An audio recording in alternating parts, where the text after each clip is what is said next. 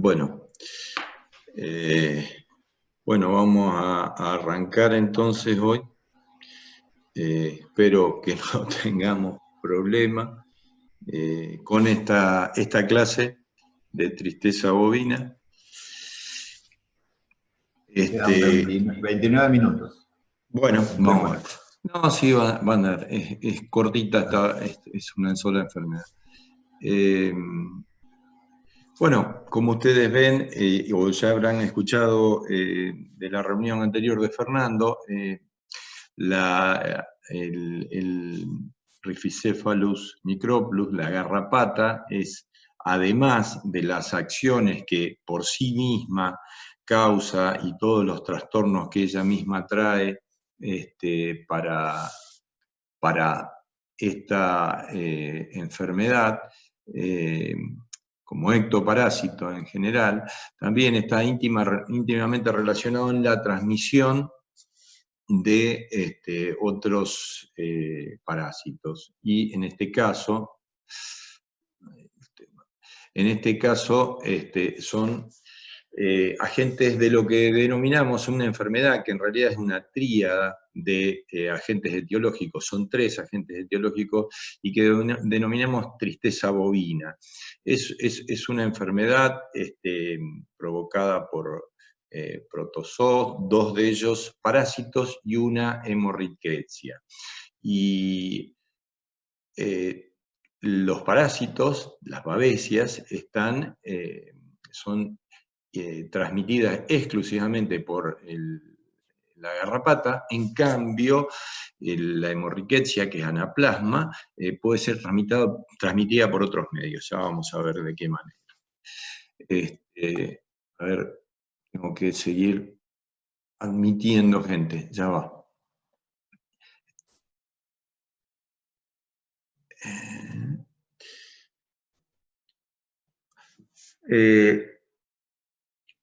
Está entonces íntimamente relacionada con la presencia de la garrapata, como decíamos. Entonces, en nuestro país es endémica en la zona norte de él, en todo el cordón que afecta o que está parasitado por garrapatas. Y como dice allí la transparencia, constituye una gran limitante por la incorporación o para la incorporación de productos de animales con potencial genético mayor. Aunque, si bien esto durante mucho tiempo fue, digamos, considerado así, en la actualidad, en realidad, hay, principalmente en la zona norte del país, cabañas con una genética muy importante, y en consecuencia este concepto en realidad ha estado un poquito discutido, digamos. Como decíamos, los integrantes del complejo de la tristeza bovina son 2 parásitos: las babesias, que babesias tenemos Babesia bovis y Babesia bigémina, son las dos responsables, y una hemorriquecia, el anaplasma marginal. Poseen características epidemiológicas y clínicas comunes, es decir, la sintomatología en general es muy parecida. Es muy difícil llegar a hacer un diagnóstico diferencial clínico entre una y otra agente etiológico, pero debemos hacerlo a las diferencias, porque realmente los tratamientos se hacen con distintos productos y, bueno, además nosotros necesitamos hacer ese diagnóstico diferencial entre uno y otro. Como dicen allí, los bovinos potencialmente expuestos representan un 35% del stock bovino nacional. ¿Por qué? Porque la concentración de animales que hay en las zonas norte es muy importante, y además tenemos que tener en cuenta que las razas europeas son más susceptibles que las cebuinas, aunque todas pueden contraer la enfermedad.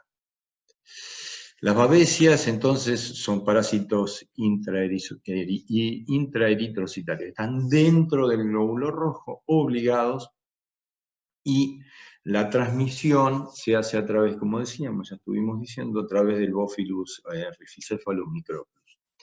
Babesia bovis es más pequeña, mide 2,5 micras y es transmitida exclusivamente por las larvas del Rhipicephalus, mientras que la bigémina es un poco más grande y es transmitida por ninfas y adultos. Después vamos a ver por qué unas y otras. El periodo de incubación es el más corto para Babesia bovis, entre 8 y 10 días, y 15 para la Babesia bigémina.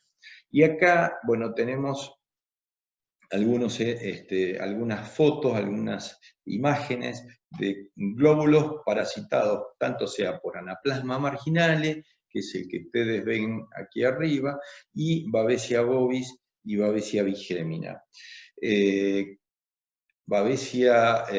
Anaplasma marginal es el más chiquitito, entre 0,3 y 0,8 micras. Babesia bovis, 2,5 dijimos, y Babesia bigémina el doble, hasta 5 micras puede llegar a medir.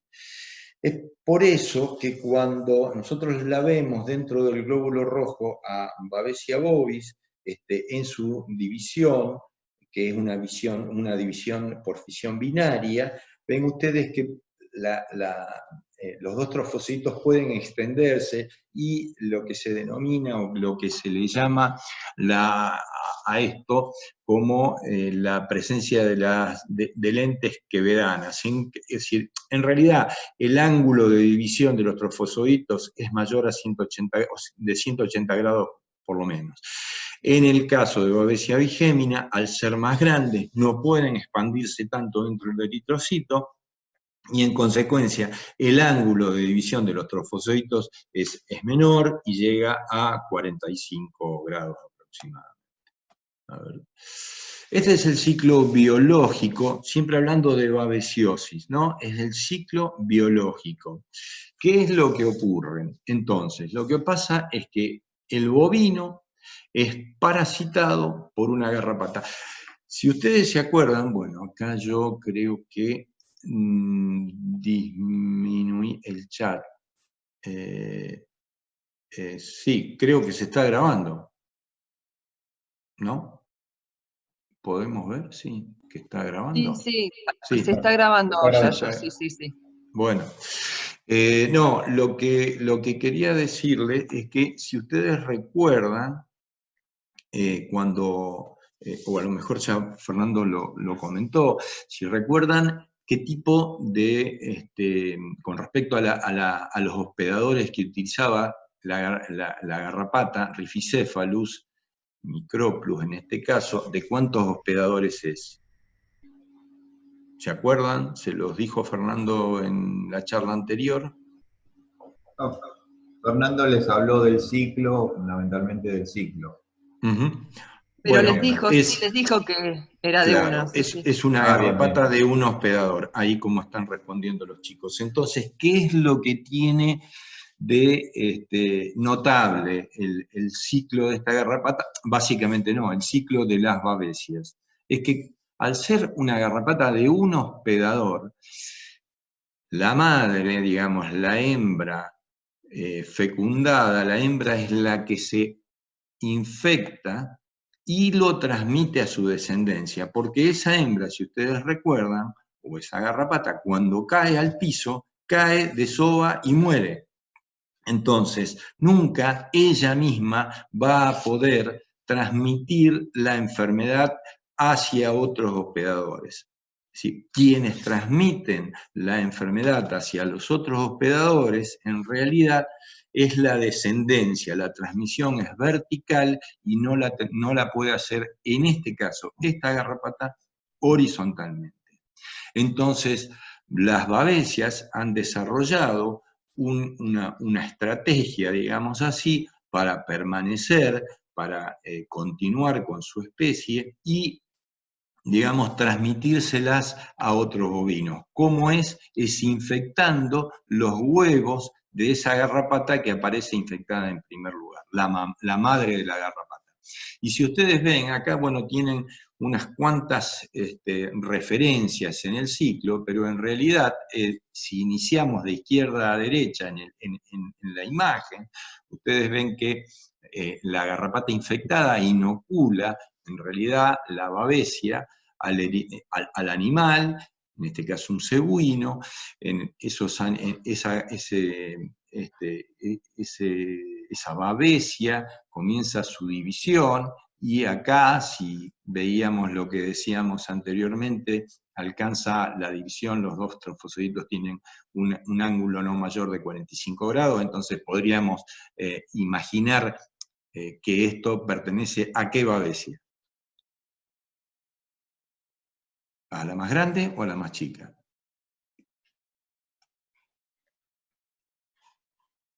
Silencio. A la bigémina, tal cual. Nos hace falta el transportador para medir los ángulos. A la bigémina, perfecto, sí, está bien. Bueno, pero es un dibujo. Entonces, ¿qué es lo que pasa? Esos trofosoditos son ingeridos, o esos trofosoditos rompen el glóbulo rojo, quedan en libertad, y la garrapata, cuando succiona, se alimenta, los ingiere junto con la sangre. ¿Y qué pasa? Dentro del...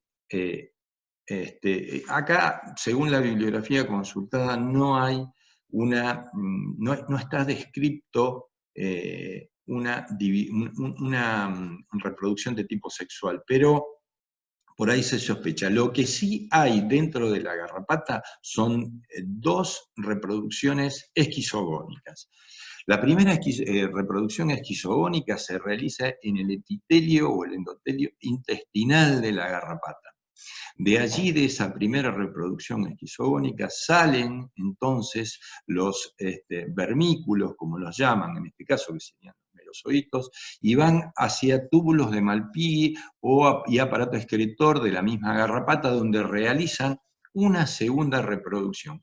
En esa segunda reproducción, después, los vermículos resultantes van al hemocele, y por el hemocele llegan a los ovarios, y de los ovarios infectan los huevos, que son los que se van a encontrar parasitados posteriormente. Esos huevos,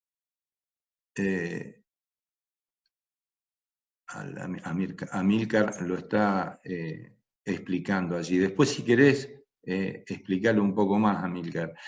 Yo lo que tengo claro es esto, que esos huevos infectados por el mismo vermículo llegan posteriormente a reproducirse en una tercera esquizogonia dentro de esos mismos embriones, y llegan hasta el hemocele, a las glándulas salivales de las larvas, o sea, se movilizan hacia las glándulas salivales de las larvas, aquellas que pertenecen a Babesia bovis. Por eso, Babesia bovis es transmitida por las larvas.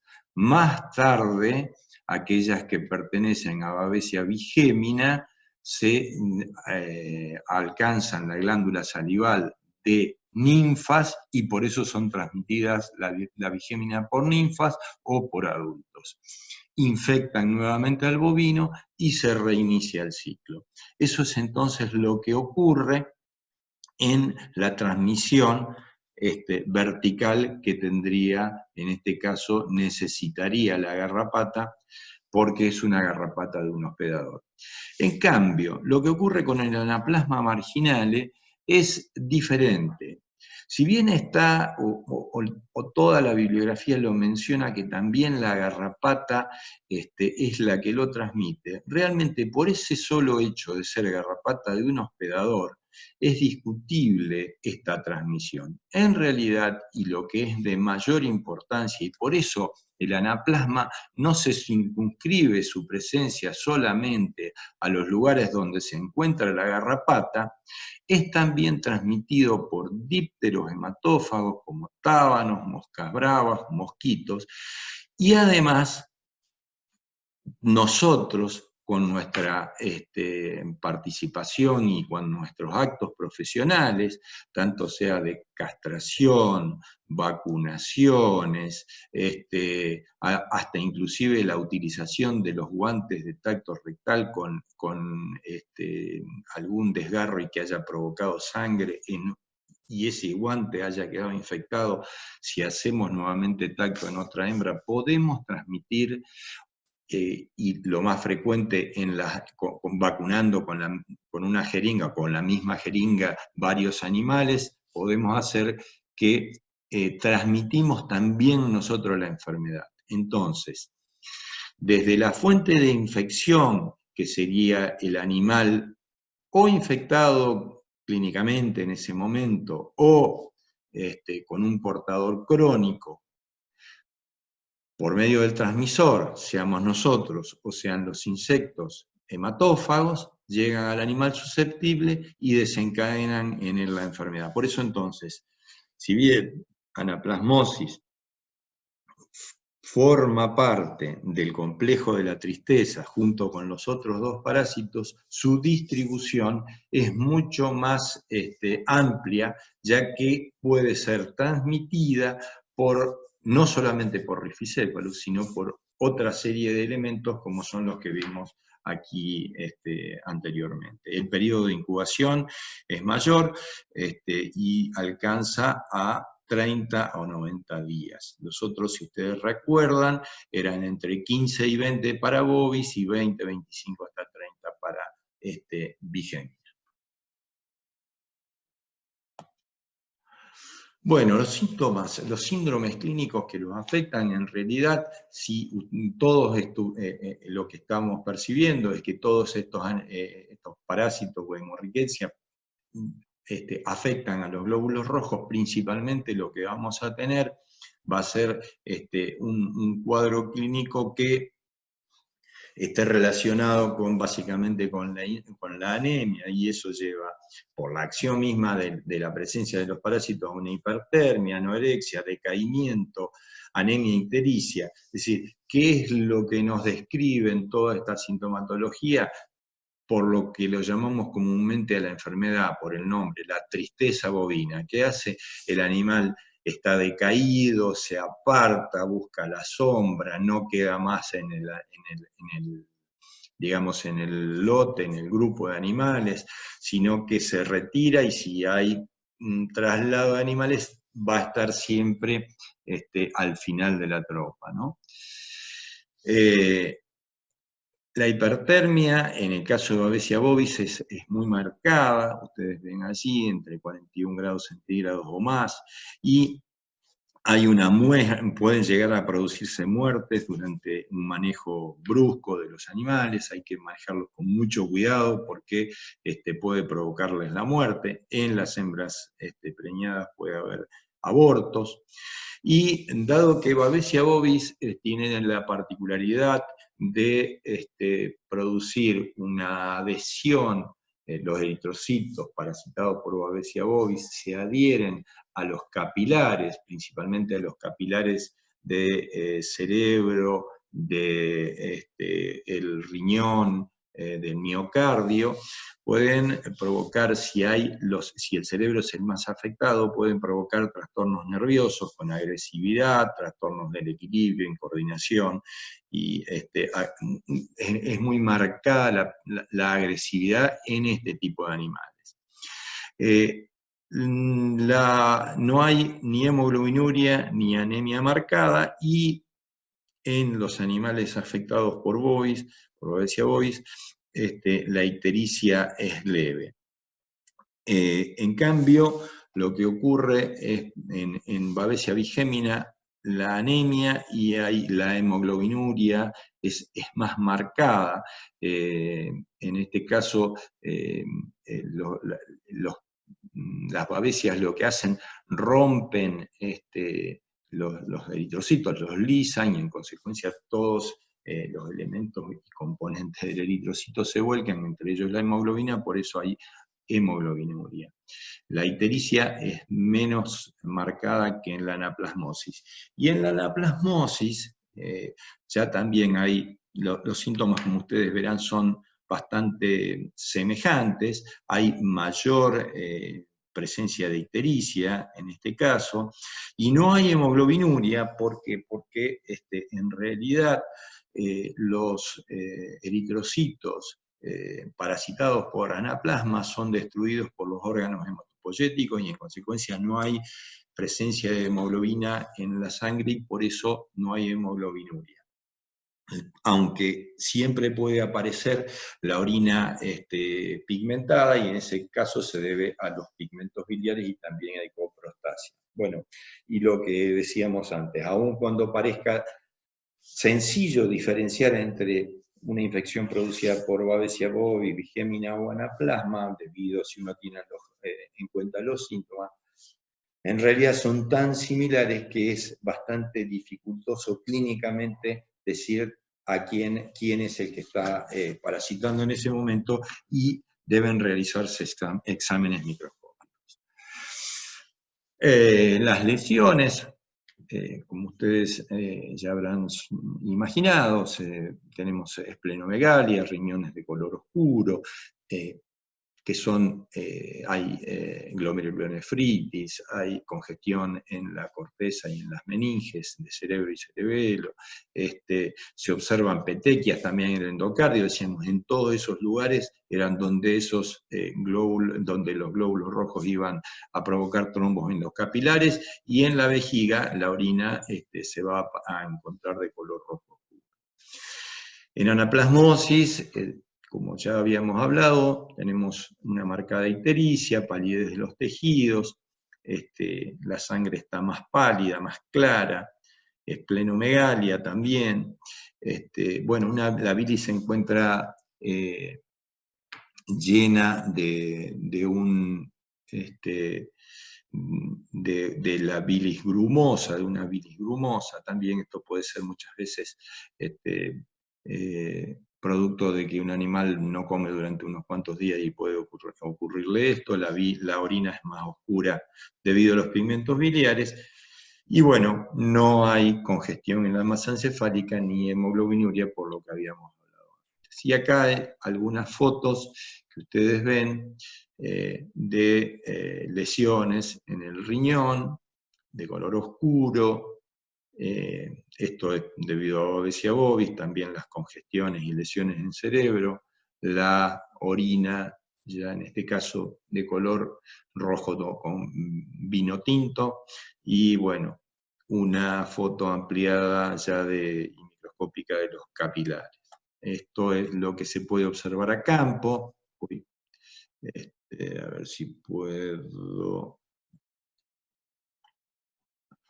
ver, acá tenemos en una necropsia hecho por un colega en el norte, bueno, la ictericia, si nos remitimos a lo que estuvimos hablando, esto podría deberse más a anaplasmosis que a otra cosa, una ictericia, una importante ictericia también en los órganos que se ven en la necropsia, en las serosas, y bueno, y el hígado aumentado de tamaño, el vaso, perdón, aumentado de tamaño, esplenomegalia. El diagnóstico entonces de estas enfermedades hay que tener presente y digamos analizar y entrar dentro del rompecabezas, encajar todas las piezas referidas a la anamnesis, el lugar donde se producen, el diagnóstico clínico, la sintomatología que nosotros estamos viendo en ese lugar, y todo esto, digamos, correlacionarlo con análisis de laboratorio, con el volumen globular, siempre va a estar muy disminuido, y los extendidos de sangre que vamos a realizar. Los extendidos de sangre se van a hacer de sangre periférica en los animales vivos, ¿no es cierto?, de sangre periférica básicamente, y si tenemos la presencia ya de animales muertos, podemos realizar alguna necropsia, también realizar improntas de órganos, principalmente cerebro, miocardio, decíamos, riñones, y en el caso de sacar sangre para hacer hematocrito, Y también los extendidos, digamos, de la sangre son muy coloreados con Giemsa, para quienes están acostumbrados a ver, son muy, digamos, representativos y muy reveladores, pero también tenemos la serología, que es muy importante para detectar animales asintomáticos. El diagnóstico diferencial, entonces, lo tenemos que hacer con enfermedades que son justamente semejantes, pero que tienen diferencias entre sí, como el carbunclo, leptospirosis, hemoglobinuria basilar infecciosa, rabia, fasciolosis y botulismo. En realidad, cada una de ellas presentan signos o rasgos distintivos de esta enfermedad y de cada una de ellas, y en consecuencia, bueno, pero sin embargo tenemos que tenerla presente. Ahora, si estamos hablando de animales, por ejemplo, que tienen que ver con la zona norte, todas estas enfermedades pueden estar presentes, pero una que está presente cada vez con más frecuencia es la rabia pareciante. Esta es transmitida por el Desmodus rotundo, un murciélago, y esto está en las zonas, digamos, comparte zona con la garrapata. En este caso, los trastornos locomotrices son mucho más marcados en el animal y hay una parálisis del tren posterior muy manifiesta. Bueno, algunos, después cada uno de los otros tienen sus características particulares. Con respecto al tratamiento,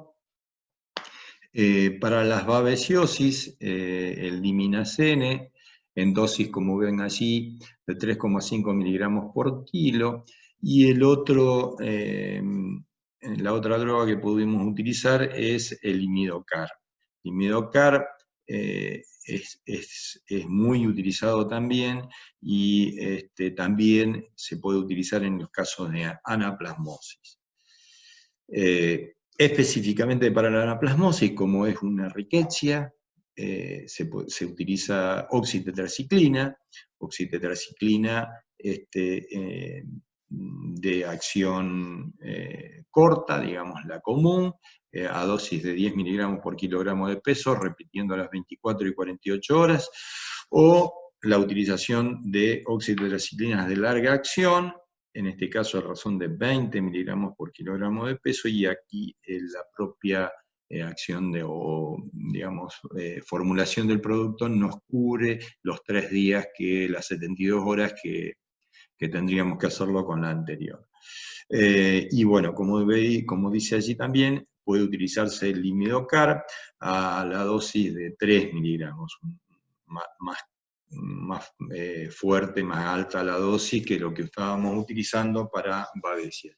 Y en ambos casos también podemos utilizar tratamientos de sostén, como cardiotónicos, antihistamínicos, soluciones parenterales, y bueno, vitamínicos y minerales.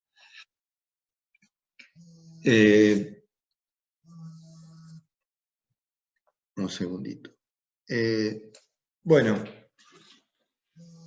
lo que tenemos, digamos, las herramientas que se han desarrollado durante mucho tiempo en nuestro país, son realmente, se utilizan y se utilizan con mucho éxito, porque esto ha sido... Anaplasma, ¿por qué no produce hemoglobinuria? Porque son digamos, los glóbulos rojos parasitados son destruidos por los órganos hematopoyéticos, y allí entonces no habría vuelco de hemoglobina al torrente sanguíneo.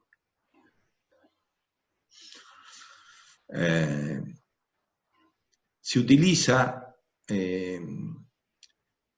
hay una cosa que yo no sé si lo dije, pero hay una transmisión ¿Por qué esta enfermedad se produce? Bueno, esta enfermedad, o la tristeza, y principalmente la presencia de Babesia en el norte, hace que los animales que estén en esa región sean inmunes a la enfermedad.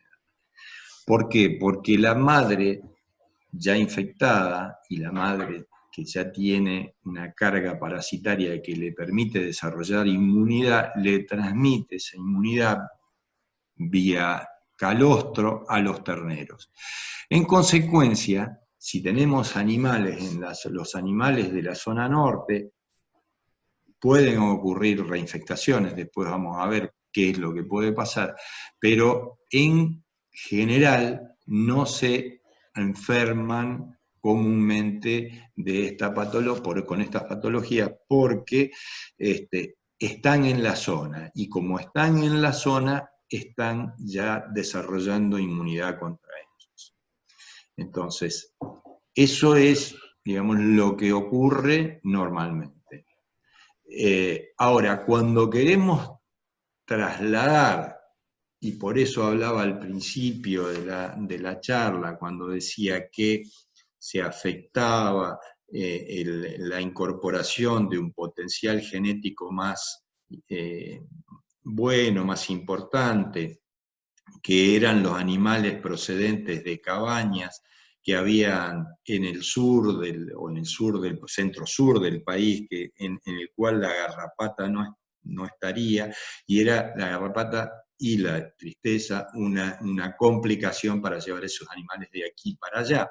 Entonces, se han desarrollado, como ustedes ven allí, vacunas o estrategias para que los animales que están en esta zona conozcan a la enfermedad de una manera controlada y posteriormente vayan a las zonas infectadas y puedan trabajar y no sufran las consecuencias de esa enfermedad.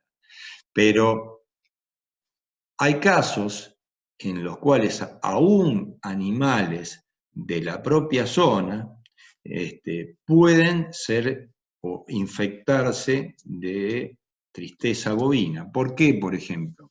A ver, si es una práctica bastante común en el norte quemar pastizales para que los renovales de ese pasto puedan ser mejor aprovechados por los animales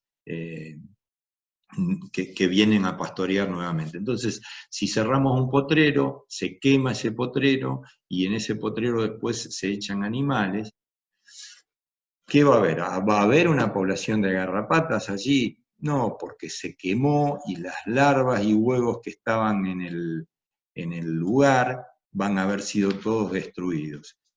Si esos animales están pastoreando allí por un tiempo prolongado, luego cuando van a campos infectados nuevamente, a una zona de monte, por ejemplo, en la cual así no se quema, allí están las garrapatas y van a subirse al animal a alimentarse. Cuando se alimentan, inoculan el patógeno. Cuando inoculan el patógeno, ese animal que perdió esa premunición que tenía contra la enfermedad puede afectarse, puede enfermarse y puede morir. Lo mismo ocurre con las inundaciones.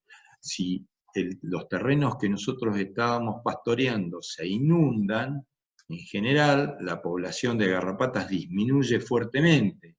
Y si disminuye fuertemente esa población de garrapatas, cuando vamos a campos donde están infectados, nos puede ocurrir exactamente lo mismo que pasaba cuando hablábamos de los potreros quemados. Y así en otras, digamos, condiciones climáticas de mucha sequía, también puede ocurrir algo parecido, o campos que tratan con balneaciones o por tratamientos, como ustedes vieron antes, sistémicos a sus animales, pero el vecino no lo hace. Las garrapatas, si las garrapatas del vecino, digamos, invaden el campo tratado, realmente pueden desafiar con mucha carga a los animales que ya perdieron esa característica y en consecuencia enfermar. Sin embargo, existen acciones como lo que ustedes están viendo allí, que pueden utilizarse, existen elementos como una vacuna fresca, refrigerada, y ahí ahora también se hace una directamente congelada que puede conservarse durante muchísimo más tiempo. Y esa vacuna refrigerada, ¿qué es lo que contiene? Eritrocitos parasitados con cepas atenuadas de babesias y con un anaplasma, que es el anaplasma centrale, no el marginale, que no desarrolla la enfermedad, pero sí tiene reacción cruzada, de inmunidad cruzada con el marginal. En consecuencia, protege a los animales contra el marginal, que sería el malo de la película. Bueno, ahí como dice la transparencia, también hay vacunas ultra congeladas, y esas vacunas, como dice allí, no evitan la infección, solo previenen la aparición de síntomas y muertes. Y se utiliza exclusivamente en bovinos jóvenes. ¿Por qué en bovinos jóvenes? Porque esos bovinos jóvenes son menos sensibles a la enfermedad. Y entonces allí es donde deben utilizarse. En adultos, en animales jóvenes, digamos de más de 10 meses, en adultos y en aquellos animales que se críen en zonas donde no hay garrapatas, lo que se utiliza es la premunición. ¿Y qué sería eso? De la misma manera que hablábamos de la hemovacuna refrigerada, es decir, con el mismo principio, es inducir a un estado de resistencia a la enfermedad, a la tristeza, cuando nosotros inoculamos en forma sucesiva y progresiva agentes patógenos, siempre con la, digamos, presencia o con la observación de un veterinario para ver si desarrollan síntomas y entonces tratar a los animales en consecuencia. Eso es lo que se hace normalmente en aquellos reproductores. Si ustedes van a los remates alguna vez, les tocó ir, o si vieron algún remate por la pantalla de Canal Rural, pueden hacer, habrán escuchado que esos animales pueden ir a zona de garrapata o están premunizados. Son animales que han sido tratados de esta manera, que es lo que estábamos hablando nosotros. A ver, Amílcar, ¿qué es lo que dice? Los eritrocitos infectados con anaplasma son captados por el vaso y el hígado, y la hemoglobina procesada por estos órganos, el hígado sobre todo. Por lo tanto, no logra liberarse suficiente cantidad a la sangre como para provocar hemoglobina. Bueno, ahí está explicado con mayor detalle, Alejandra. Quedó la premonición. Bueno, eso es lo que iba a preguntar, si había quedado claro el sistema de premonición. Premonición es un concepto de que hay resistencia a la enfermedad mientras el agente etiológico está presente, en cantidad suficiente como para no provocar la enfermedad, ¿no? Eso es lo que ocurre. Por eso se desafía progresivamente a los animales que no conocen la enfermedad con agentes atenuados y con el anaplasma centrale para que desarrollen anticuerpos frente a esa enfermedad y después poder trasladarlos sin riesgo hacia las zonas infectadas, naturalmente. ¿Está más o menos aclarado el tema?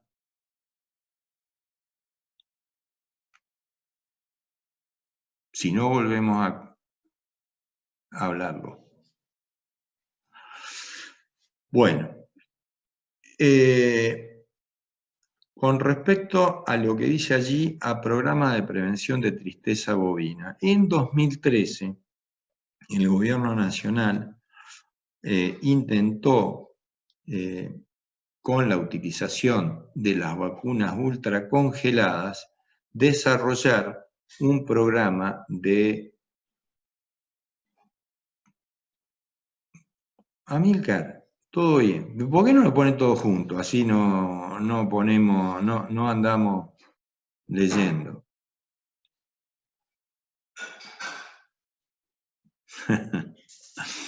Bueno, intentó desarrollar el Programa Nacional de Prevención de la Tristeza Bovina en la zona norte de nuestro país, incluyendo Chaco, Formosa, Corrientes.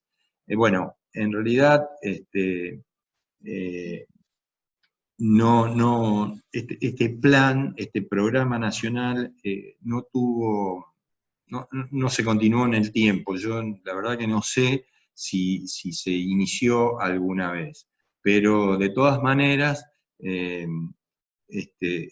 hubo un intento para lanzar un plan nacional que sinceramente creo que ni comenzó.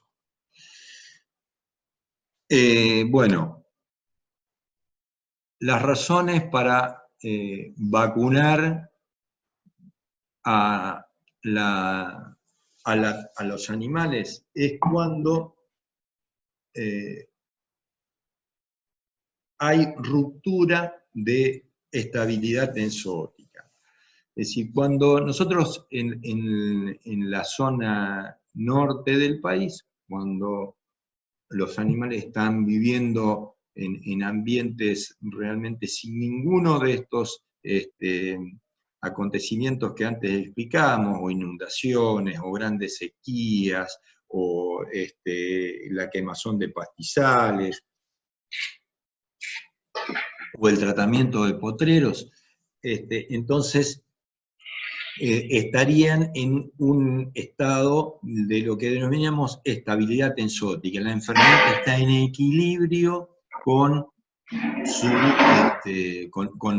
los bovinos que parasitan. ¿Y cuándo ocurre eso? Cuando los animales presentan, digamos, anticuerpos en un 75% más, digamos,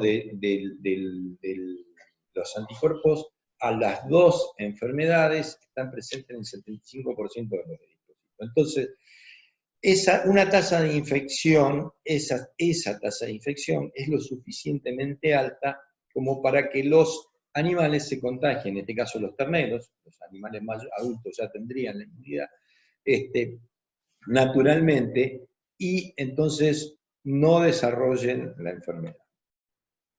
Si esa estabilidad se rompe, entonces allí sería necesario vacunar, siempre vacunar.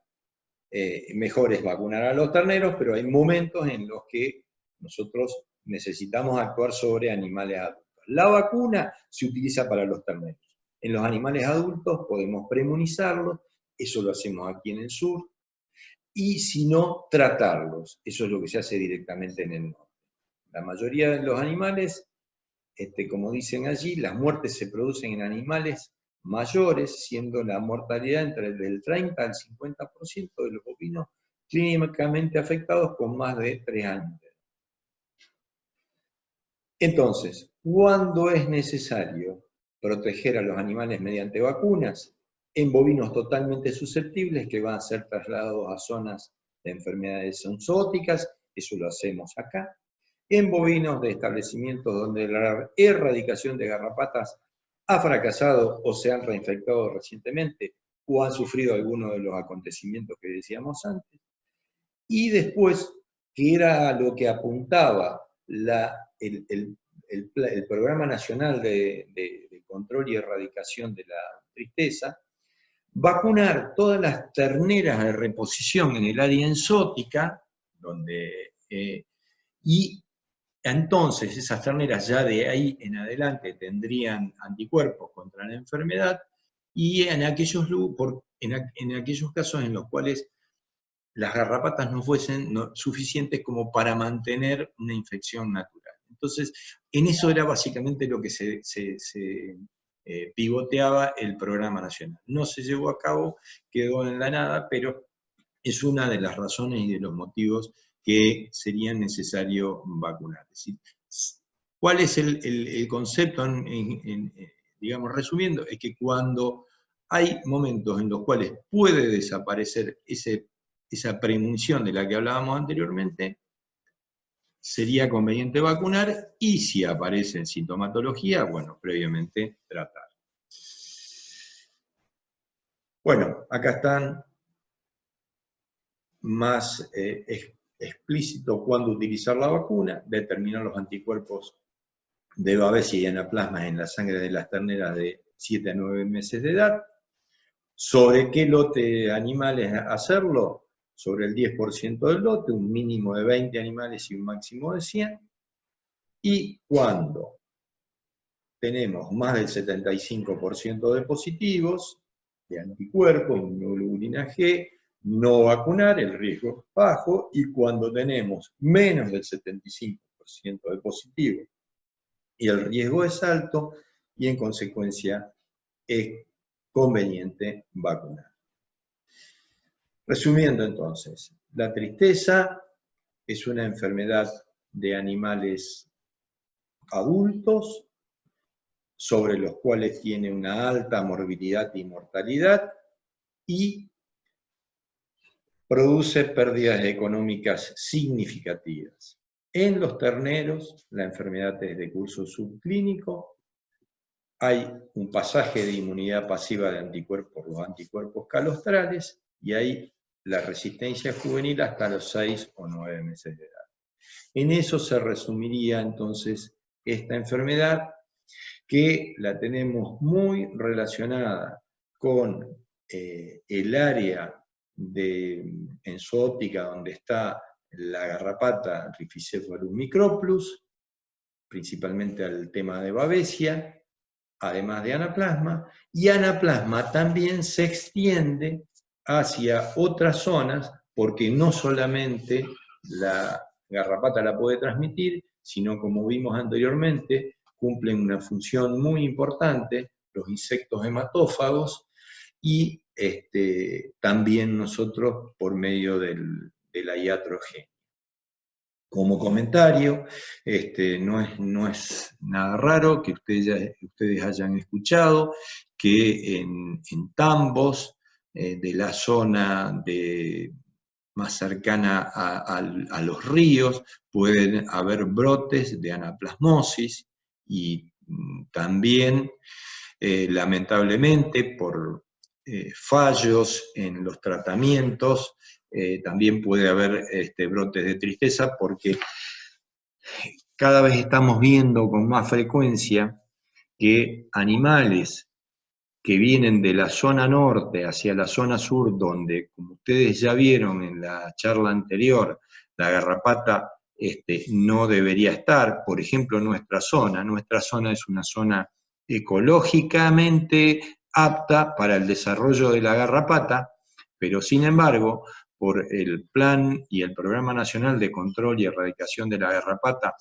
ha sido corrido, digamos, ese límite hacia la zona del centro norte de la provincia, por lo menos la provincia de Santa Fe, y en consecuencia nosotros tenemos que tener mucho cuidado de que en esta zona podemos reintroducir la enfermedad si no seguimos teniendo el mismo celo en el cuidado de trasladar animales que no tengan esas garrapatas de zona sucia a esta zona, que sería una zona indemne, no es una zona libre, porque eso ya está directamente al sur del río Colorado, como decía al principio Fernando. Allí no es ecológicamente apto para el desarrollo de la garrapata.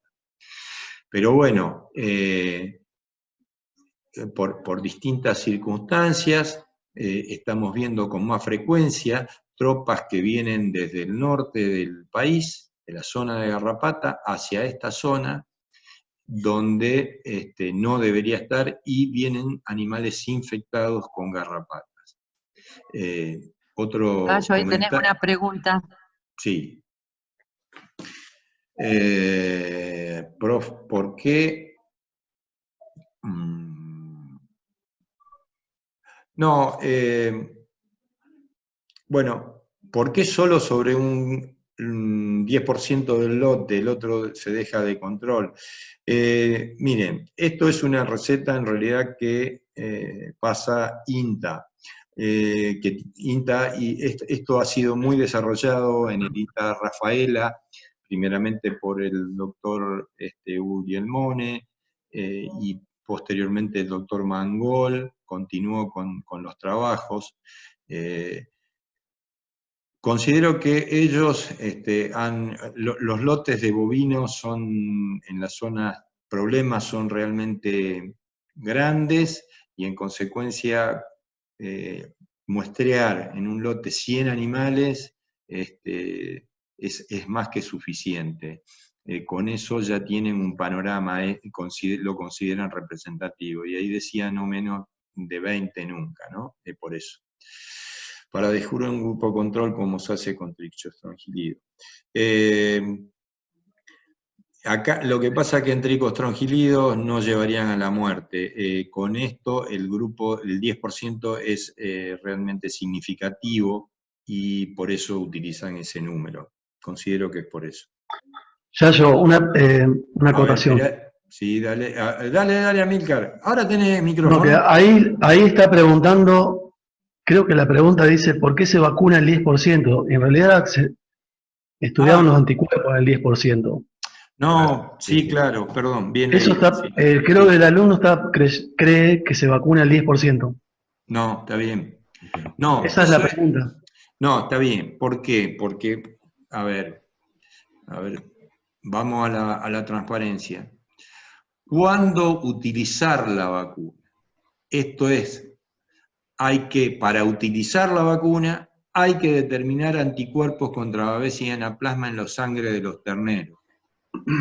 Entonces, se debe realizar sobre el 10% del lote que la determinación de anticuerpos.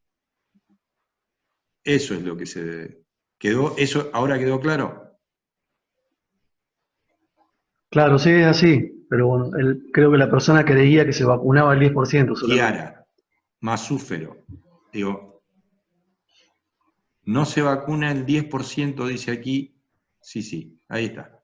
Bueno, aclaramos en realidad esto. Ahora, ¿de qué manera se exponen en el caso de premunición? En el caso de la premunición es cómo se exponen. Aquí en nuestra zona, imagino que están preguntando, se le administra a animales jóvenes, en la mayoría de los casos jóvenes. Por ejemplo, lo que se hace en cabañas, se premunizan los toros, se los premuniza alrededor del año de edad, se los premuniza en esa época con la inyección de cepas atenuadas de Babesia bovis y Babesia bigémina, y de sangre con cepas atenuadas, y que contienen además eritrocitos parasitados con anaplasmas centrales, de esa manera. Y en una época se lo hacía, se los atenuaba con frío, y después le iban aumentando la dosis. En este caso hacen una primera dosificación y repiten la dosificación antes de trasladarlo a la zona digamos, infectada. Bueno, yo creo que estaba comentando que vemos cada vez con más frecuencia que llegan animales con garrapata a nuestra zona.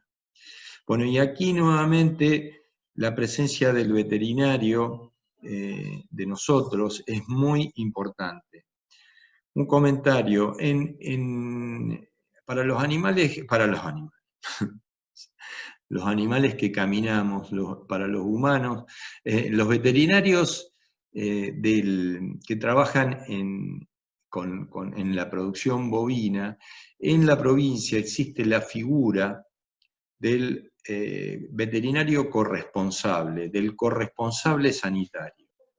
Quiere decir que el veterinario que atiende un determinado establecimiento es corresponsable con el dueño de esos animales por los procedimientos, tratamientos que se realicen en ese lugar sobre esos animales, sobre todas las digamos, campañas de vacunación, sobre las campañas de control y prevención como brucelosis y tuberculosis, todos esos trabajos, el veterinario actuante es corresponsable de sus acciones con el propietario frente, por ejemplo, al ente fiscalizador que era el SENASA, que se acuerdan que es lo que hablamos la otra vez.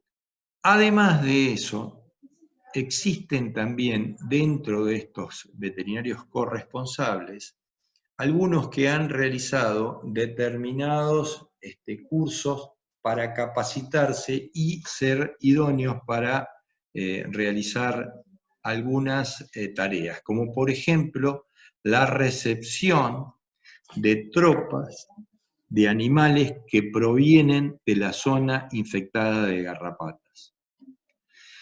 Y revisar esa población, esos animales, y determinar si tienen o no tienen garrapatas. Eso lo hacen los veterinarios también. Es una fuente de trabajo nuestra también. Entonces, ahora ya seguimos con la pregunta. Entonces... Una cosita, Yayo. Sí. En la clase de Fernando no quedó bien, o sea, hubo cortes, pero sería interesante, hubo una pregunta relacionada con el traslado de animales de zona limpia a zona sucia, si era obligatorio. Fernando le respondió bien, digamos, de que no era obligatorio, sino que era necesario, digamos, el traslado. Bueno, podés digamos, tomar un poquito la parte esa de tratamientos desde zona sucia a zona limpia, digamos, como es la metodología, y explicar eso de la obligatoriedad y no las zonas preparatorias. Dale. Bueno, a ver, no entiendo por qué no se vacuna. A ver.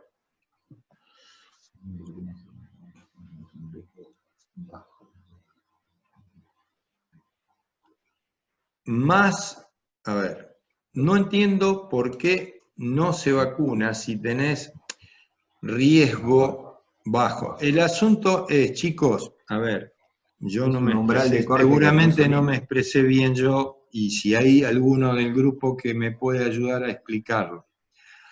No, está bien, es un umbral que fija. Es un umbral que fija el INTA, fija el 75% de los animales con anticuerpos, por arriba de ese no vacunar y por debajo sí vacunar. El asunto es que se detectan anticuerpos. Claro. Este porcentaje de positivo quiere decir que es positivo a la cantidad de anticuerpos. Claro. Es decir, que hay muchos animales que fueron desafiados y conocen la enfermedad y por eso tienen 75%, el 75% tiene anticuerpos. Si el 70%, digamos, tiene anticuerpos, quiere decir que no todos lo conocen y en consecuencia se justifica vacunar. ¿Es así? ¿Yo puedo agregar una cosa? Sí, dale, por eso. Yo no me alcanzo a explicar bien, quiero que lo entiendan. Que tengan anticuerpos no quiere decir que estén infectados. A lo mejor la confusión del alumno pasa por ahí. Sí, no, si tienen anticuerpos el 75%, no quiere decir que estén infectados, sino que ya los tuvieron contacto con el agente infeccioso y ya están conocen la enfermedad. Con protección. Claro. Entonces por eso no se vacunan. Claro. Por ahí lo más interesante es que conserven el concepto de inmunidad concomitante. Es decir, que la estabilidad en la zona sucia con garrapata, la estabilidad con relación a tristeza, la estabilidad endémica o exótica, se da si hay desafío permanente. Es decir, inmunidad concomitante quiere decir que el patógeno está desafiándolo permanentemente al animal, pero hay un estado de equilibrio. ¿No? Es eso lo que se busca con la vacuna, digamos, y básicamente con la vacuna y con los dosajes de anticuerpos. Pero la pregunta es bien directa con la diapositiva, en donde dice más del 75% riesgo bajo, no vacunar, menos del 75% riesgo alto, vacunar. El estudiante pregunta, ¿por qué si hay menos del 75% de los animales con anticuerpos, no vacunamos? Me parece que esa es la pregunta. Claro, y eso, la respuesta es que hay un umbral de corte que pone el INTA, ¿no? Sí, pero si hay menos del 75% de animales positivos, ahí sí hay que vacunar. Por encima no, eso es. Y claro, está mal la pregunta del alumno. Bien, menos del 75%. Claro. Y otra cosa, esa estabilidad que explicó bien Rulo, es que se rompe cuando hablábamos de campos inundados, de tratamientos mal hechos. ¿Se acuerdan eso, chicos, cuando hablamos al principio? De por desmonte, la zona de desmonte también. Claro, de por qué se rompía esa estabilidad. Cuando disminuye la cantidad de garrapatas, entonces no se presenta ese desafío permanente. Por más que los animales no estén enfermos, no quiere decir que, al contrario, muchas veces que los animales tengan, como decía Milcar, que los animales tengan anticuerpos significa que están sanos, porque han reaccionado frente a él y conocen la enfermedad. Al contrario sería, si no conocen la enfermedad, no van a tener esos anticuerpos, y si no han sido expuestos constantemente, como decía Rulo antes, esa exposición no existe. ¿Por qué? Porque se murió la garrapata, porque la tratamos y la tratamos mal y en consecuencia vuelve a reinfectarse el campo, porque se inundó, porque se quemó. Entonces, desapareció quien nos mantenía esa infección constante, saludable, digamos así, y que nos mantenía ese equilibrio enzótico. Desaparece, se rompe el equilibrio y los animales se vuelven susceptibles. Entonces, esos anticuerpos ya no aparecen más, no están, y bajan del 75 nivel de corte que puso el INTA y listo. No sé si pudimos entre todos explicar un poco ese concepto y aclarar algo. Me gustaría que los que están presentes, que son 77, nos digan, no los 77, pero que eso les aclaró.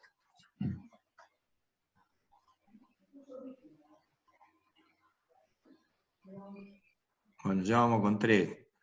Faltan 74, vamos hoy. Dale. Yo te voy a decir dale, habla. No sé si hablaste del tratamiento contra anaplasma, si lo nombraste. Sí, ¿a dónde estabas? Sí. ¿A dónde te fuiste? Sí, oxitetraciclina. No, pará, que lo llevo para allá. Se fue a tomar la leche. Se fue a tomar la leche. Pará. Porque hablaste del no, pero no sé si nombraste la... Esperá, yo lo voy a poner ahí en la transparencia. Vos decime. Lo dijo. Ah, bien. A ver. Uy.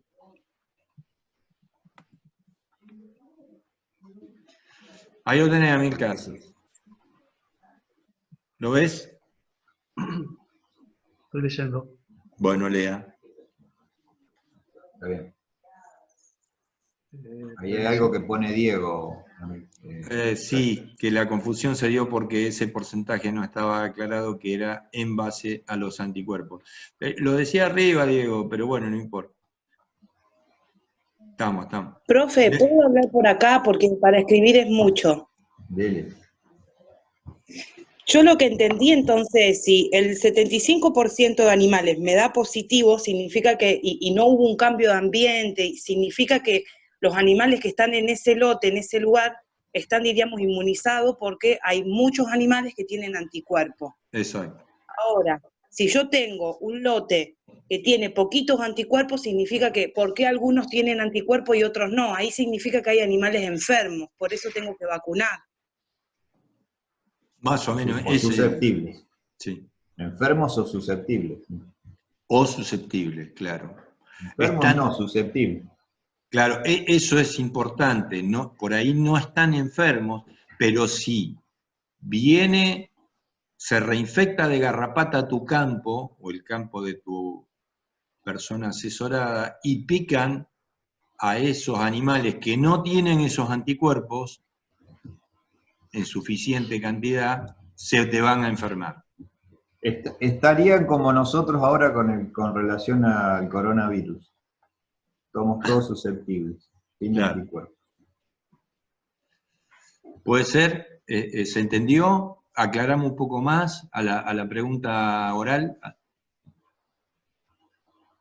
Amílcar, no sé qué otra cosa quería agregar al tratamiento. Se fue de nuevo este. Va así. Ya yo por ahí lo de la frecuencia de baños de zona... Ahora vamos, ahora. Ah. Sí, ya pero... yo sí, no tenía el micrófono apagado. Sí, ya No. ahí vi la diapo. ¿Está? No había visto antes. Bueno, dos palabras entonces para lo que tenemos. Bueno, ustedes habrán visto en la charla anterior, a ver si se puede, yo me voy a hacer a ver si me puedo hacer el tecnológico. Porque quería poner ahí fue, a ver. ¿Se ve la charla de Fernando ahora? Sí, ahí está. Sí. Bueno, a ver. Sí, sí. Bueno, esta.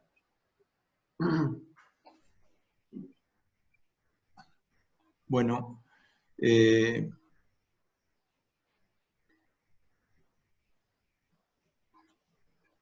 ahí está.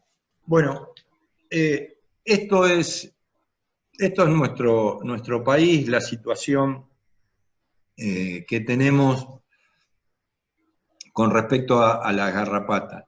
Entonces, toda esta zona, obviamente como dice, zona con garrapatas, es una zona que está infectada, que se hacen tratamientos,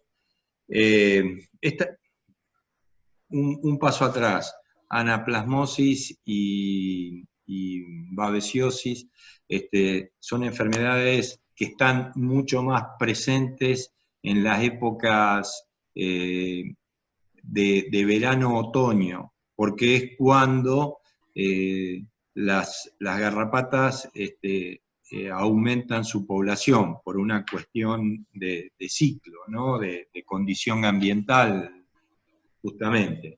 Bien, entonces, esta zona es, por supuesto, ecológicamente apta para el desarrollo de las garrapatas y ha sido una zona sobre la cual el Programa Nacional de Control y Erradicación no pudo avanzar. Entonces, lo que se hace en esa zona es mantener a los rodeos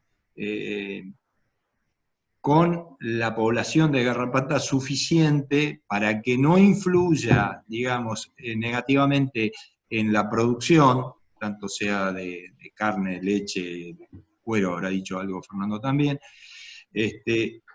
pero que, y que no los enfermen por el desafío o por la gran población de los parásitos que transmiten. Entonces, en esta zona se ha determinado ya que no se va a limpiar, no se va a llegar a tener el estatus sanitario que tenemos nosotros en esta zona, donde decimos zona sin garrapatas.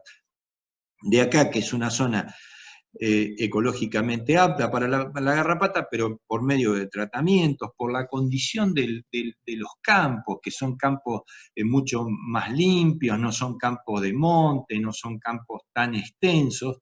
Entonces, eso, digamos, ayudó para que los tratamientos que se hicieron desde hace tiempo hasta la actualidad, fuera corriendo el límite hacia el norte.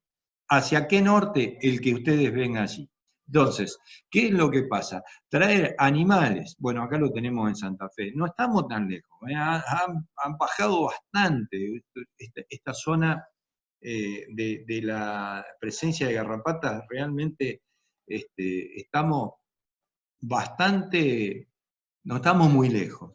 Entonces, traer animales de esta zona que dice con garrapatas a zona sin garrapatas, ¿cómo tienen que venir esos animales? Tienen que venir sin una garrapata arriba. ¿Por qué? Porque el riesgo de que acá se multipliquen y empiecen a generarse, digamos, desarrollarse generaciones de garrapatas, existe. Esto es independiente a que esa garrapata esté infectada o no esté infectada con anaplasmosis o babesiosis. Hablamos de garrapatas acá. ¿Sí? No las queremos en esta zona, no tienen que estar. Entonces tenemos que limpiar los animales de garrapatas que vienen del norte al sur. ¿Cómo se limpian? Se limpian con baños o también con tratamientos inyectables. Los baños tienen una frecuencia. Ustedes van a trasladar animales hacia aquí, los baños con amitraz u otras drogas deben realizarse el día 0, el día 9 y el día 14. En ese momento, lo correcto sería que 0, 9, 14, 3 baños. En ese momento, lo correcto sería que un personal del SENASA, un paratécnico, llegue al establecimiento o al lugar donde se van a cargar los animales, revise los animales para ver si tienen o no tienen garrapatas y autorice o no la carga. Si no tienen, autorizará la carga. Si tienen, recomendará otro baño. ¿Por qué creen ustedes? A ver, voy a volver al chat, que hay alguien, yo al chat no lo estaba viendo, ahora, discúlpenme, voy a volver a ponerlo.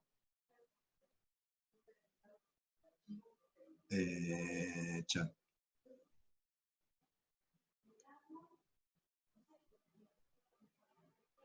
Terminamos esta idea y después vamos a la pregunta, Juan. ¿Por qué suponen ustedes que los baños se hacen con esa frecuencia? Los tratamientos con balneaciones se hacen con esa frecuencia. ¿Alguien me lo puede decir? ¿Tendrá algo que ver con el ciclo?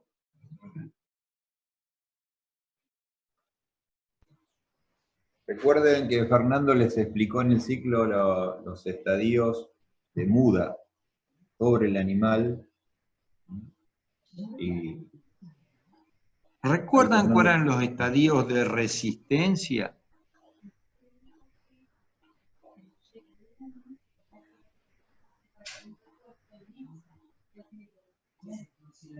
Claro, ahí está.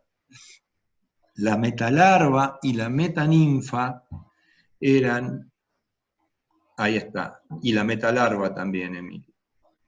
Entonces, el baño no actúa sobre toda la población que está encima del animal. Actúa sobre una parte. ¿Cuál es esa parte? Todos aquellos que no son ni metalarvas ni metaninfas. Además eso es por el ciclo del parásito. Además hay una acción residual del antiparasitario, ¿no? Pero básicamente ustedes tienen que tener presente que hay momentos, metalarva y metaninfa, que no son resistentes, no son susceptibles a la acción del antiparasitario. Y además, esos animales están caminando por el campo. Por más que estén en potreros más cercanos o en corrales, están en lugares donde hay garrapatas, que se siguen subiendo al animal. Entonces, por eso la secuencia de baños, que nos ayuda el poder residual del producto también. Ahora.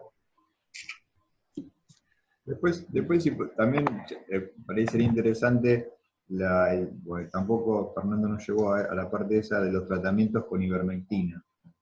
Sí, sí. Sí, los tratamientos con inyectables se hacen con los productos en realidad que ya tienen una concentración mayor, son todos los que están, las lactonas que están al 3,15 en vez de las que están al 1%, y se utilizan. Lo que pasa es que para hacer una utilización de esos productos hay que estar siempre muy bien asesorados, y los productores la pueden comprar ellos mismos. Porque puede haber subdosificaciones, puede haber acciones retardadas que no se espere el tiempo necesario para que se voltee la garrapata, y en consecuencia la garrapata llega acá con vitalidad y bueno, ocurre que es si bien están autorizados, hay que usarlo muy concienzudamente. Y con la consecuencia de la resistencia, de generar resistencia a nematodos, ¿no?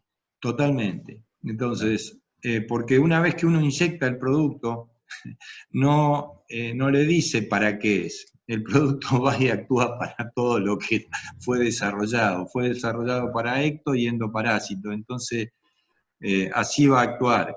Y muchas veces hemos estado haciendo tremendos líos, ¿no?, por esta cuestión. Bueno, entonces, la aplicación de los inyectables también ha influido para que las balneaciones sean mucho más esporádicas, y que los tratamientos por baño se les haya perdido la frecuencia en hacerlos, porque hacer baños es mucho más difícil que pasarlo por una manga e inyectarlo con un producto que tenemos dentro de una jeringa. Entonces, por eso muchas veces se han dejado de hacer. Pero en realidad yo no estoy muy convencido de que ese tratamiento que se hizo con los inyectables haya sido favorable para el tratamiento de la garrapata. Y de hecho, tenemos muchos problemas en este momento.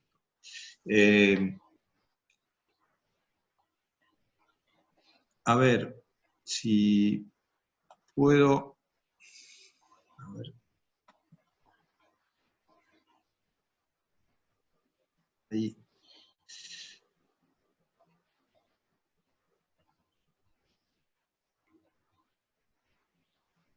Bueno, estos son los baños. ¿Llegaron hasta ahí?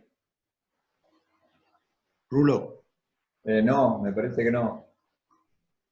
¿Esto lo vieron, chicos? No, lo de los baños, no lo pasó. No se vio. No se vio. Bueno, ese es el control químico y de lo que hablábamos. Bueno, no habíamos mencionado los productos Purón, que también son bastante... son muy sencillos de utilizar, pero de eficacia. Esto es lo que está muy probado y lo Ponelo a pantalla completa. Bueno, sí, lo que se utiliza con más frecuencia.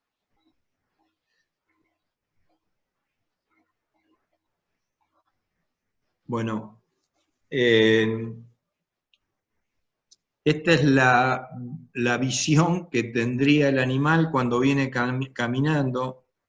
Imagínense que hacia atrás de esto lo que tenemos es la manga, por donde vienen caminando los animales, llegan hasta esta zona, hasta este lugar. La rampa acá baja bruscamente, entonces los animales acá saltan, caen al agua, allí que tiene el producto químico, y después nadan hasta llegar a la escalerita que está allá, salen por ella y van hacia uno u otro corral que tienen. Adelante de esto, los corrales que tienen a la derecha o a la izquierda son en realidad dos corralitos chicos con piso de cemento. y allí entonces cae el producto que para recuperarse vuelve nuevamente al baño, con bosta, con barro, con todo, ¿no? Entonces, esos animales que se fueron bañados y están esperando en este corral, cuando este corral se llena, lo cierran, por supuesto, y empiezan a echar hasta este otro corralito y siguen bañando. Entonces, cuando este se llena, este que estaba en espera y haciendo que el producto actúe sobre ellos mismos y además escurriéndose para volver a recuperar producto, se abre, salen de aquí, empieza a llenarse estos que están a la izquierda se escurren y así sucesivamente hasta que terminamos el trabajo de bañado de todos los animales.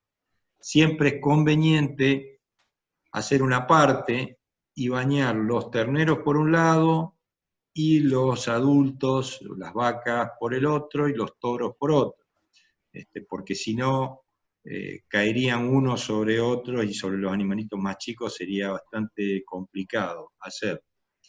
Esta es la, digamos, la estructura de un baño techado, porque también el agua de lluvia, más el barro, más la tierra, más la bosta, actúan inactivando el principio activo que tiene allí mezclado el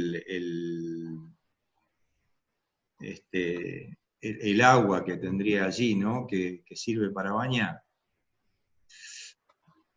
Acá ustedes ven, este tanque que ustedes ven aquí, es donde se hacen las mezclas para utilizar el producto y se llena el baño llenando ese tanque. Entonces sabemos cuántos litros le vamos echando o con cuántos litros reforzamos ese baño.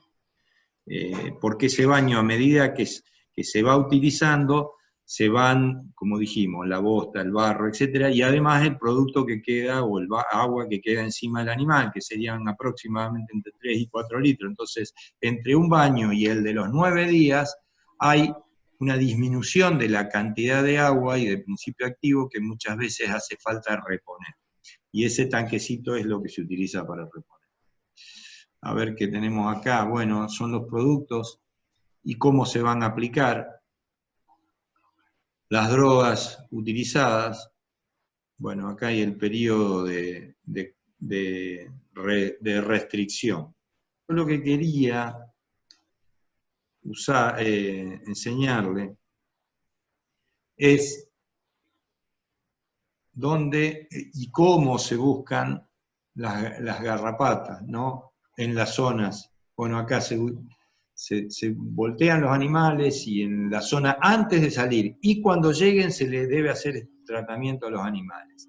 De revisar, fíjense aquí debajo, en las orejas, en la zona perineal, en la zona de las ubres, en la zona ahí debajo del ojo, bueno, también está revisando en la zona perineal, que son los lugares de piel fina donde se van a ir a prender las garrapatas. ¿Por qué las orejas y la zona de la cara? Porque cuando el animal se agacha o se acerca al pasto, las larvitas que están allí se suben. Y bueno, para ver si el antiparasitario fue eficaz o no, y si es posible enviar los animales de zona sucia a zona limpia, se debe hacer indefectiblemente esta revisación así, con este celo, antes de mandarlo hacia las zonas limpias. Y cuando llegue a las zonas limpias, hacer el mismo trabajo para ver si los animales no tienen y no están infectados y no estamos trayendo esa parasitosis que está allá en el norte hasta estas zonas ecológicamente aptas. No sé si eso más o menos se entendió.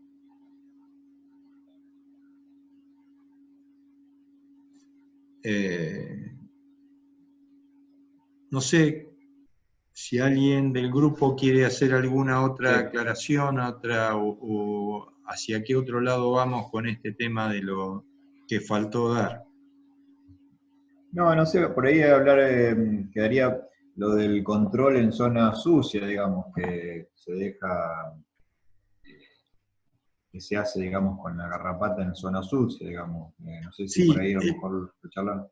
el control de garrapatas en zona sucia se hace sobre el lugar, digamos, se hace solamente en las, no solamente, principalmente en las épocas estivales de otoño, cuando la multiplicación de garrapatas empieza a aparecer, empieza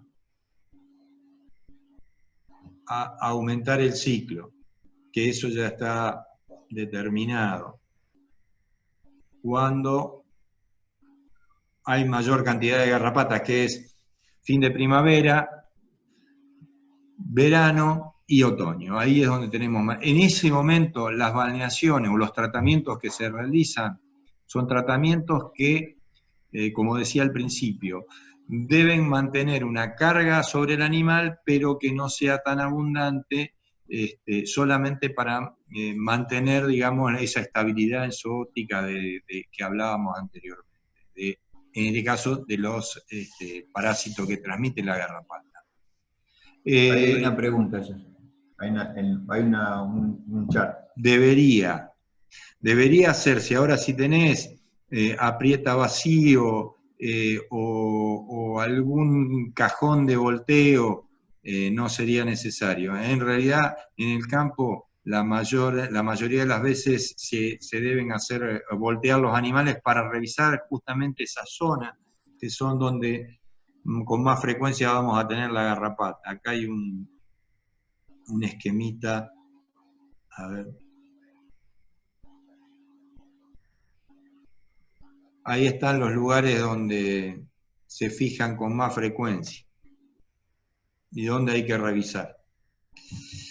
Eso debería hacerse siempre. Cuando llegan de zona sucia, Damián, no los de acá. Existe otra zona, que es la zona que llamamos zona preparatoria, que es una zona que está ubicada acá.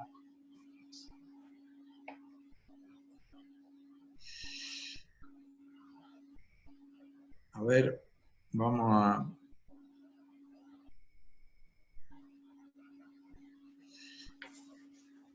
que le llaman zona de erradicación, es esta celestita que está aquí. No sé si se alcanza a ver. Acá tenemos la zona sucia.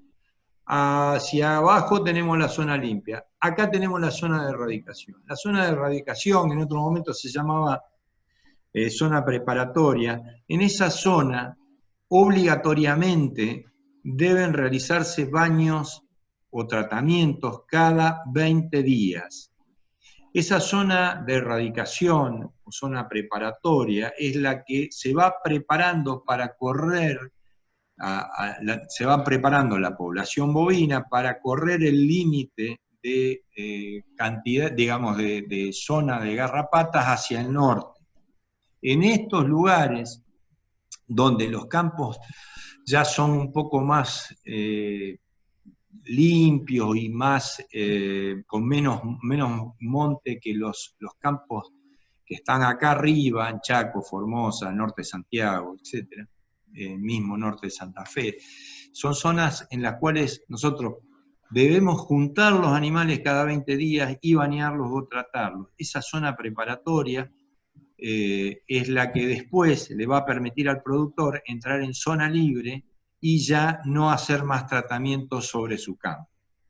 Eso es lo que se pretende con las balneaciones en esta zona preparatoria, cada 20 días. En la zona libre, digamos, sin garrapatas no se deberían hacer. En la zona sucia, zona con garrapatas, deberíamos estar tratando en las épocas estivales o en las épocas de multiplicación de garrapatas para mantener una población mínima. Lo que sí es interesante que ustedes tengan presente, si bien las balneaciones, los remates se hacen cada vez, los remates físicos, digamos, se hacen cada vez con menos frecuencia, pero bueno, todavía se hacen. Todo aquel animal, por ejemplo, todos aquellos terneros que salgan del campo para ir a ferias donde se vendan esos animales y después sean trasladados a zona limpia, esos animales deben realizar el mismo tratamiento que realiza una tropa que viene directamente a zona limpia, 0, 9 y 14. Eso debe realizarse. Entonces, esa precaución hay que tenerla. Muchas veces eso ocurre, se llevan a la zona, al lugar y hasta antes de la carga, se lleva al local de remate feria y hasta antes de la carga se le hace un baño de precautorio, que le llaman precaucional, y después se cargan y se traen. Lo que ocurre ahora es que con los remates televisados, que se televisan en el campo de origen de esos animales, entonces, entre la televisación, la realización del remate en el televisado y la carga, transcurre el tiempo que les permite a esos animales ser bañados en la misma zona o en el mismo campo donde fueron filmados. Así que bueno, es una ventaja. Yo ahora había sacado el chat, no sé si hay alguno que tiene alguna otra pregunta. No sé, Rulo, si querés ampliar algo más, si querés otra... No, está bien. Estaría bien, ¿no? Después, digamos, con el PowerPoint lo subirían al campus. No hay otras preguntas al momento. Bueno, había una arriba, a ver, que seguíamos con la premonición, me parece. Esa, si volvía a hacer anticuerpos, preguntaban si se volvía a hacer anticuerpos. Cuando aparece la enfermedad y se la trata. Después, claro. Sí. Bueno, los tratamientos pueden hacer, bueno, ya nos vamos metiendo en un terreno medio complicado, pero sí, hay que medir anticuerpos de nuevo si tratás a todos los animales para ver cuál es la condición, el equilibrio de esos animales. Sí hay que hacer. Yo lo que quería decir, y a lo mejor los complico y no debería meterme, pero se los digo, es que muchas veces lo que hacen en aquellos animales que a veces hacen tratamientos a mitad de dosis para no limpiar totalmente la premonición y en consecuencia mantenerlos con cierta carga parasitaria de piroplasmosis y anaplasmosis. Pero bueno, no lo tengan en cuenta. Sí hay que hacer la medición de anticuerpos. Porque cuando se la trata, limpiamos de parásitos y de riquezas el animal. Ahora, si vacunamos, lo que estamos haciendo es generando los anticuerpos. No sé si iba en ese sentido. No sé si cuando hablabas de tratamiento te referías a vacuna o a tratamiento antiparasitario. Juan. No sé si todavía está Juan, se aburrió.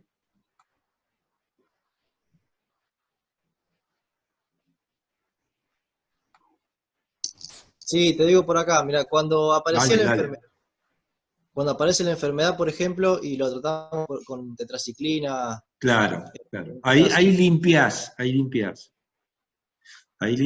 O sea, ahí estarías teniendo para esta enfermedad un animal estéril, digamos, que no libre de, ¿no? Y puede desaparecer la inmunidad. ¿Está? Listo, gracias. En caso de que lleguen animales con garrapatas a zonas limpias, ¿qué se recomienda hacer? Bueno, lo que se recomienda hacer es, lo que hay en este momento, SENASA, lo que obliga es a llevar los animales a la zona de dónde, de origen nuevamente. Pero ya se descargaron en el lugar, ya se revisaron. Si hubiésemos estado en invierno y quedaron en los corrales, bueno, ponele. Pero si los largamos al campo porque alguna persona no sabía lo que pasaba, o no los revisó el corresponsable, o porque no vino al SENASA, tenemos la posibilidad de infectarnos el campo donde están los animales, donde llegaron. Y ahí se hace un tratamiento de erradicación nuevamente. Pero cada vez están poniendo más celo en mandar, o más cuidado en mandar los animales con esa, digamos, infectados, porque les cobran una multa, y además los fletes de ida y vuelta son afectados a quien mandó la carga en esa condición. Entonces, como el órgano más sensible que tenemos nosotros es el bolsillo, cuando empieza a dolernos, entonces empezamos a prestar más atención. Pero es eso.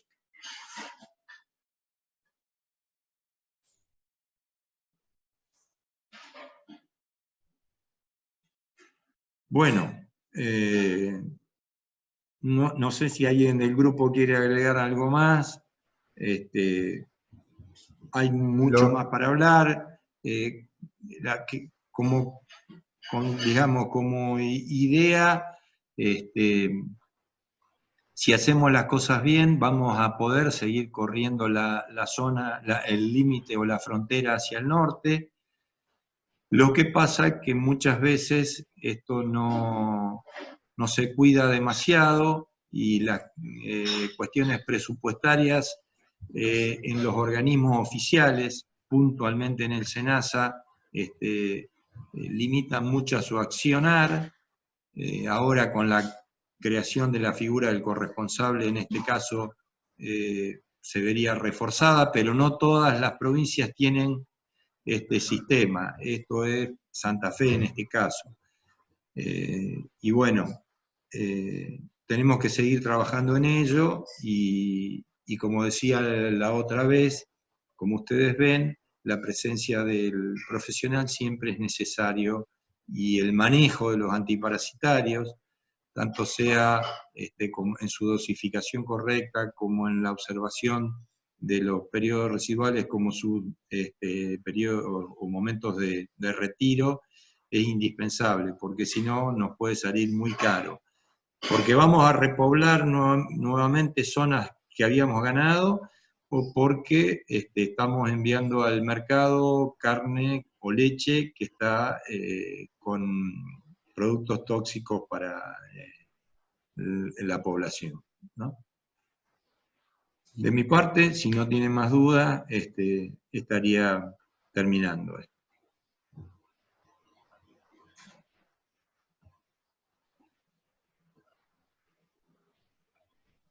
Bueno, sí. No, dale. Perdón. Sí. No, muy Dale, bien, perdón. Chayo, muchas gracias. Lo que yo quería preguntar, si vos, Rulo, podés repetir los pasos a seguir en función de las clases de parásito, que lo dijiste en un momento y no lo recuerdo. Sí. El asunto es así. Hubo una pregunta ahí que pasaba con los parciales y demás. Están haciendo, básicamente en relación a eso, están haciendo consultas de parte de la gestión. A mí me consultaron para decirme que hay 3 puntos, digamos, en los que cada cátedra, digamos, de alguna manera tiene que opinar, y es en relación a la condicionalidad, digamos, a la condicionalidad de los estudiantes para el cursado de la materia.